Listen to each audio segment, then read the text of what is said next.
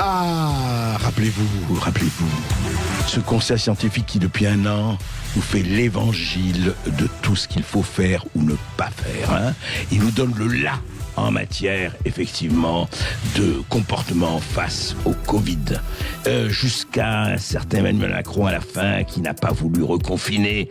Mais enfin, le conseil scientifique, sous la présidence de Jean-François Delfraissy, encore une fois, on s'abritait pour les masques, pour les gestes barrières, pour tout cela, le couvre-feu, derrière le conseil scientifique. Et tout d'un coup, il y a 4 jours, la revue The Lancet, qui reste quand même une des grandes revues scientifiques malgré quelques bourdes il y a quelques mois, eh bien publie un article signé par Jean-François Delfraissy, justement, et 4 autres membres du conseil scientifique.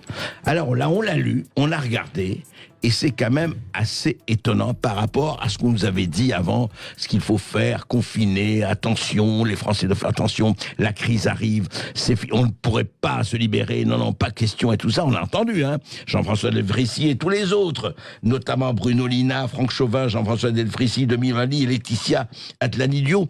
Très bien. Eh bien, voilà ce qu'ils disent, 5 membres du conseil scientifique, pas tous, dans cette étude.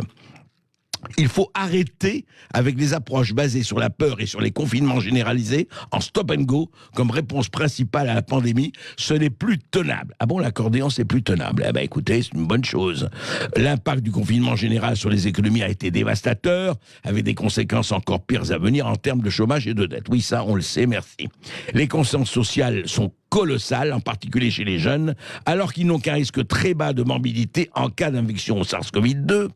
Il faut appliquer des mesures plus ciblées en fonction des générations. En 2020, il le rappelle, 96% de la surmortalité liée au Covid en Europe concernait des gens de plus de 70 ans, en fait des gens de plus de 80 ans, pas loin. Voilà, il nous faut une nouvelle approche basée sur la transparence, rendre les données disponibles. Alléluia! Le conseil scientifique a-t-il rencontré la lumière? A-t-il rencontré l'illumination? Qu'est-ce qui se passe? Eh bien, on en parle avec quelqu'un qui, depuis longtemps, avait des vues sensiblement différentes. On en parle avec le professeur Jean-François Toussaint, directeur de l'Institut de recherche médicale et d'épidémiologie du sport. Jean-François Toussaint, bonjour. Bonjour. Est-ce que vous êtes étonné par cette chronique du Lancet du 5 membres du conseil scientifique qui est parue il y a 4 jours? Est-ce que ça vous étonne ou pas Eh bien, écoutez, on a l'impression que le président du conseil scientifique, en tout cas, a sa cutie. Oui. Et que, du coup, on est sur une phase dans laquelle cette immunisation face au confinement commence à être particulièrement intéressante à suivre. Rappelons qu'il avait, il y a encore 3 semaines, appelé à un 3e confinement, corps et acquis, et qu'il n'a pas été suivi par les autorités politiques de ce pays dans une forme de responsabilité que le dernier paragraphe de cet article, d'ailleurs, dénonce avec une certaine forme de, comment dirais-je, un peu à la manière de Ponce Pilate.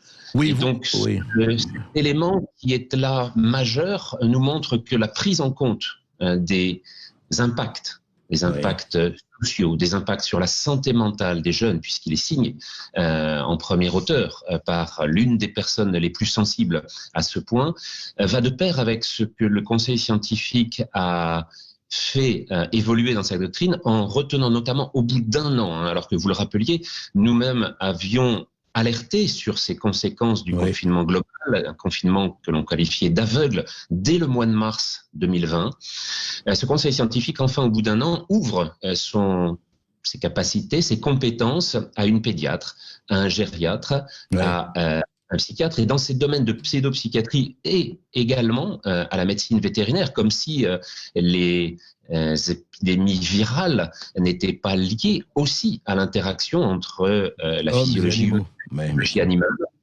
Tous ces points-là arrivent au bout d'1 an, et c'est au bout d'1 an que le président du conseil scientifique se rend compte, comme vous l'avez dit, que les conséquences sont dévastatrices. Oui.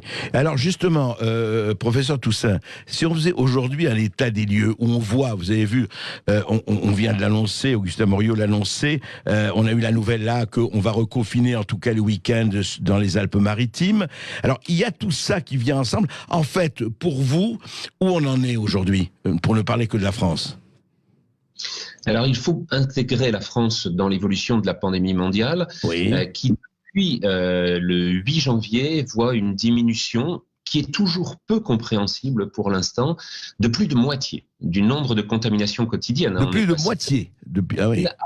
60 000. Ouais. Il y a une réélévation depuis 5 jours, donc il faut la surveiller de près pour savoir si c'est lié à ces fameux variants anglais, sud-africains, brésiliens. Mais enfin, toute la période dont on nous annonçait qu'elle allait être une période catastrophique, là encore, n'a pas été suivie d'un effet majeur dans le monde. Au contraire, et en France en particulier, on a bien vu que cette question de saisonnalité qui était posée dès le mois de juin 2020, là encore, on avait alerté sur ce qui se passait dans le cône sud de l'Amérique du Sud pour prendre ces interactions en disant que l'hiver venu, on allait avoir une augmentation possible de cet effet qui a été précoce au mois de novembre en France et puis qui maintenant montre une augmentation très lente qui va probablement passer par son maximum. La question de prédire ce qui se passera en mars est difficile, mais on voit bien que l'élévation thermique, qui est un des facteurs climatiques importants de la régulation de l'interaction entre la pandémie virale et l'espèce humaine,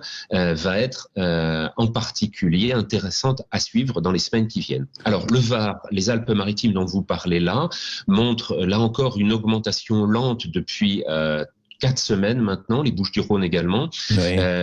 De savoir si le confinement et la mesure, finalement, vient de trouver sa réponse, puisque le conseil scientifique nous dit exactement le contraire de ce qu'il avait prôné depuis 1 an.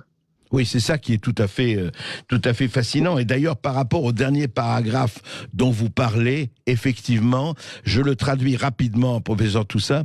Nous, les scientifiques, nous, les savants qui travaillons contre le Covid-19, nous devons avoir le courage d'adresser ceux qui sont au pouvoir, qui ont la responsabilité ultime et finale sur les politiques choisies et leurs conséquences. Si cette responsabilité est délayé ou évité, eh bien, un jour, il faudra rendre des comptes et attention, ils disent le jour inévitable de la restitution des comptes ou de rendre des comptes peut être terrible. Ils finissent là-dessus. Ça veut dire quoi? Alors ça, c'est en même temps, oui, c'est aux politiques de choisir, mais en même temps, s'ils le font pas, ça va être terrible. C'est quand même assez angoissant comme paragraphe final. Oui, c'est étonnant parce que ça mêle à la fois sur le fond et sur la forme des notions qu'on avait entendues avec les mots diaboliques, avec les références qui étaient faites.